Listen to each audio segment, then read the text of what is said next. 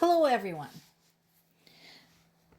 This first piece from The Guardian comes from the Who the Fuck Asked You series, as Trump Jr. opened his mouth again to say a bunch of stupid crap and a bunch of lies.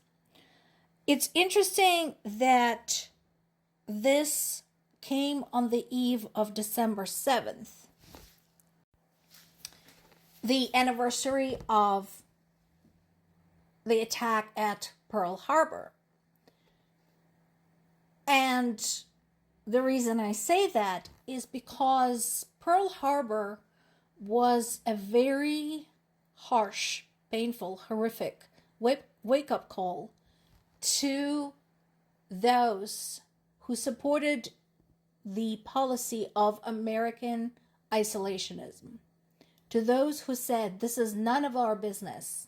The war is all the way over there on the other end of the world. What does that have to do with us? We shouldn't really get involved. We have no bone to pick. We have no skin in the game. We have no disagreements with Hitler. Why bother? And then the war came falling from the sky. Emboldened by Hitler's successes in Europe, Japan decided, hey, we should try it on. Sure, we're a small country, but you know what? Germany is not a terribly big country, and look how great they're doing. And so we had Pearl Harbor. And then, immediately after, Germany and Italy declared war on the United States personally. And suddenly, you did have the skin in the game. Suddenly, you did have to get involved. Trump Jr. said that the corrupt rich had left Ukraine, leaving the peasants to fight. I don't give a flipping fuck about the rich. But people left behind are not peasant class. There are all kinds of people. And it shouldn't matter who they are or what Ukraine's rich thought about them. They're still human beings, and they still do not deserve to be systematically exterminated. He also said that Zelensky was artificially prolonging the war because he couldn't win an election. No. You can't prolong the war that you did not start. He's refusing to surrender, and for that he has full support of the Ukrainian people. Not the same thing at all. He berated EU's foreign policy chief, Kaja Kallas. As you know, I quote her a lot, and yeah, she has a really good head on her shoulders, saying that European measures were not working.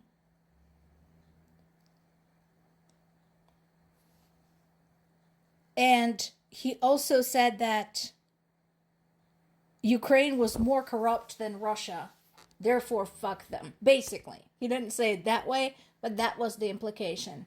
To which I say, look in the mirror. If you're going to talk about corruption, look in the mirror. Or hold up a mirror to your own father if you want to see corruption.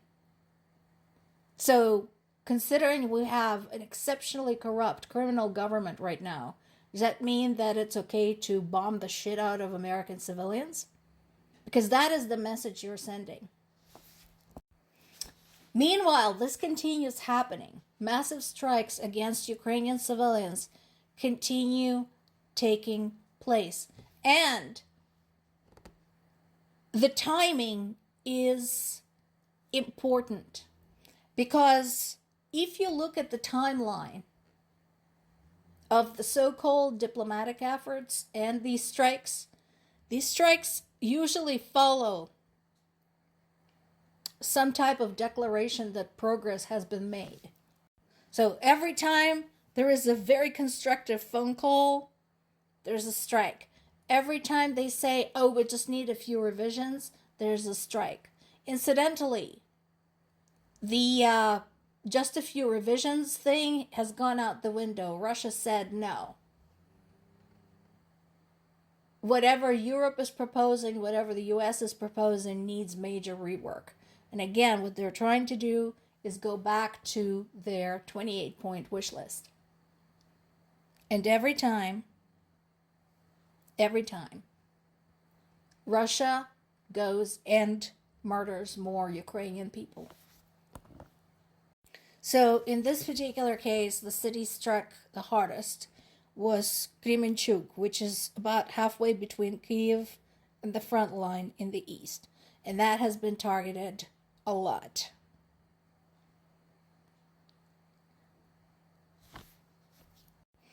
And, this is very telling.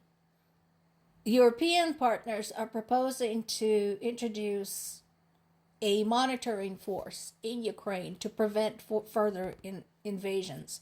And Putin said no. That is unacceptable. And if you introduce such a force, we're going to kill them. We're going to treat them as a military target. That tells you everything you need to know. I think at this time, one of the considerations is to somehow engage China. And I'm going to tell you, not going to happen unless you're prepared to sacrifice Taiwan. That is China's condition for any and all types of collaboration. So, basically, they want to do there what Russia is currently doing to Ukraine. Are you willing to take that responsibility? As I said many times before, the United States, it is no longer a reliable ally. Stop hoping for anything to come from that direction. China, no, they're going to blackmail you. If European states got together, gathered everything they've got, and struck back at Russia, they could end this. They could help end this. Stop being scared of this bully. Stop. Belgium, right now, for example, is scared that, well, if we release Russia's frozen assets to Ukraine, what if Russia holds us responsible? Let them try. What are they going to do? They're war criminals. If they come to you demanding the money, you can arrest them. Stop being afraid of the bully. Remember World War II. The only time it finally started working was when the Allies became allies and pushed back together. This is the only way to end this war. More to come.